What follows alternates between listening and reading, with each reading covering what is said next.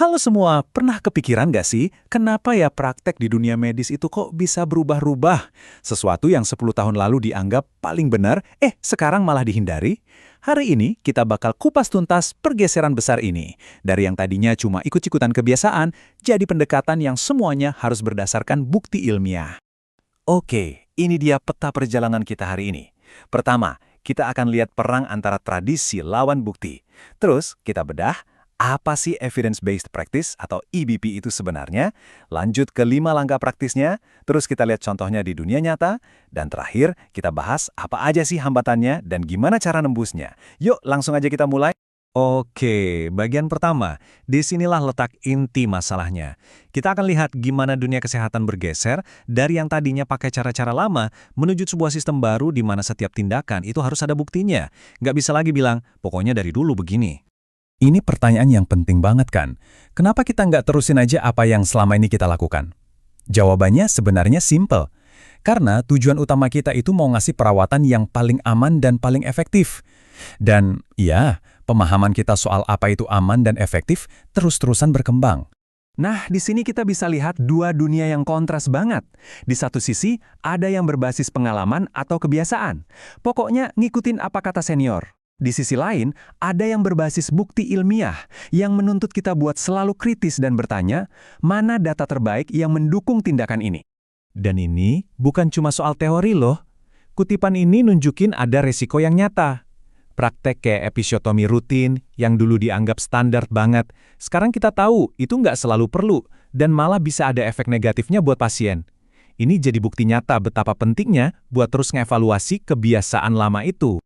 Jadi kalau tradisi aja ternyata nggak cukup, solusinya apa dong? Nah, disinilah evidence-based practice, atau kita sebut aja EBP, muncul sebagai jawaban. Yuk kita bedah lebih dalam, apa sih artinya? Nah, kata kuncinya di sini adalah sistematis dan integrasi.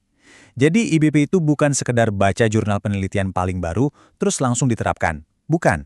Ini adalah sebuah proses yang ada langkah-langkahnya, dan merupakan gabungan dari beberapa elemen penting. Cara paling gampang buat ngebayanginnya itu pakai analogi kursi berkaki 3. Kaki pertama itu adalah bukti penelitian terbaik yang ada. Kaki kedua adalah keahlian klinisi tenaga kesehatan. Pengalaman mereka itu tetap penting banget. Dan kaki ketiga, ini yang sering banget dilupain, adalah nilai dan pilihan si pasien itu sendiri. Kalau salah satu kakinya hilang, kursinya jadi nggak stabil kan? Keputusan klinisnya pun jadi nggak kokoh. Oke, konsepnya udah dapat ya. Sekarang pertanyaannya, gimana cara nerapinnya di lapangan? Yuk, kita lihat 5 langkah praktis dalam proses EBP. Ini dia, 5A dalam EBP. Anggap aja ini sebuah siklus yang nggak ada hentinya. Anda mulai dengan sebuah pertanyaan, lalu cari jawabannya, nilai kualitas bukti dari jawaban itu, coba terapkan, dan terakhir, evaluasi hasilnya gimana. Proses ini muter terus, biar praktek kita makin hari makin baik. Tadi langkah pertama itu kan ask, atau bertanya. Tapi, nanyanya juga nggak bisa sembarangan. Kalau pertanyaannya kabur, ya jawabannya juga bakal ngambang kemana-mana. Nah, jadi gimana caranya kita bikin pertanyaan yang tajam, spesifik, dan fokus? Jawabannya adalah pakai kerangka PICO. Ini alat yang benar-benar ngebantu banget buat nyusun pertanyaan. P itu untuk populasi pasiennya, I untuk intervensi yang mau kita coba, C untuk comparison atau pembandingnya, dan O untuk outcome atau hasil yang kita harapkan. Kalau kita pecah masalahnya jadi 4 bagian ini, nyari buktinya jadi jauh lebih gampang dan tepat sasaran. Nah, setelah pertanyaan kita jelas, saatnya berburu bukti. Tapi ingat, nggak semua bukti itu diciptakan setara. Ada level-levelnya, persis kayak piramida ini. Di paling bawah ada opini ahli. Penting sih, tapi ini bukti paling lemah. Naik ke atas ada studi kasus, terus penelitian observasional. Makin dekat ke puncak, ada yang namanya uji coba terkontrol acak atau RCT. Ini dianggap standar emasnya.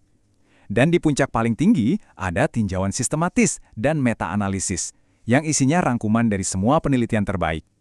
Intinya, makin tinggi posisinya di piramida, makin bisa kita percaya sama bukti itu. Oke, cukup teorinya. Biar lebih nempel, yuk kita lihat gimana konsep EBP ini bekerja dalam praktek sehari-hari. Kita akan pakai sebuah studi kasus buat ngertiin soal akurasi sebuah tes. Coba dibayangin skenario ini. Ada tes baru buat deteksi preeklamsia. Ini kondisi yang cukup serius dalam kehamilan. Tentu kita perlu tahu dong, seberapa bagus sih tes ini, seberapa sering hasilnya benar, dan seberapa sering hasilnya salah.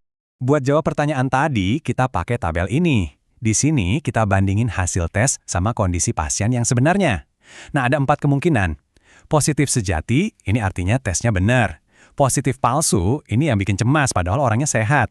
Negatif sejati, ini juga bagus, tesnya benar. Dan yang terakhir, negatif palsu, nah ini yang paling bahaya, karena penyakitnya nggak kedeteksi. Ukuran pertama yang kita lihat itu namanya sensitivitas. Gampangnya, anggap aja ini kemampuan tes buat nangkep orang yang emang beneran sakit. Tes yang sensitivitasnya tinggi, itu bagus banget buat nemuin penyakit, jadi jarang ada kasus yang kelewat. Dalam kasus kita, sensitivitasnya itu 80%. Artinya apa? Artinya, dari 100 ibu yang beneran sakit preeklamsia, tes ini cuma berhasil mendeteksi 80 orang. Sayangnya, ada 20 orang yang kelewat. 20 orang yang sakit ini dianggap sehat. Nah, ini resikonya. Ukuran kedua adalah spesifisitas. Ini kebalikannya. Seberapa jago sebuah tes bilang kalau orang yang sehat itu memang sehat. Tes dengan spesifisitas tinggi itu jarang ngasih hasil positif palsu yang bikin panik nggak karuan. Di contoh kita, spesifisitasnya 90%. Ini lumayan bagus. Artinya, dari 100 ibu yang sehat, 90 diantaranya dapat hasil negatif yang benar. Cuma 10 orang yang dapat hasil positif palsu, yang tentunya bisa bikin cemas yang nggak perlu. IPV ini kedengarannya ideal banget kan? Tapi ya gitu, nerapinya di dunia nyata itu nggak semudah membalikan telapak tangan. Di bagian terakhir ini, kita akan bahas apa aja sih tantangannya dan gimana cara mengatasinya. Di lapangan, biasanya hambatannya klasik. Nggak ada waktu, susah akses jurnal penelitian, atau bahkan ada penolakan dari senior yang males berubah. Tapi selalu ada solusinya kok. Strategi kayak bikin jurnal club buat diskusi bareng, rutin memperbarui SOP berdasarkan bukti terbaru, dan ngadain audit klinis itu terbukti efektif buat ngebangun budaya berbasis bukti.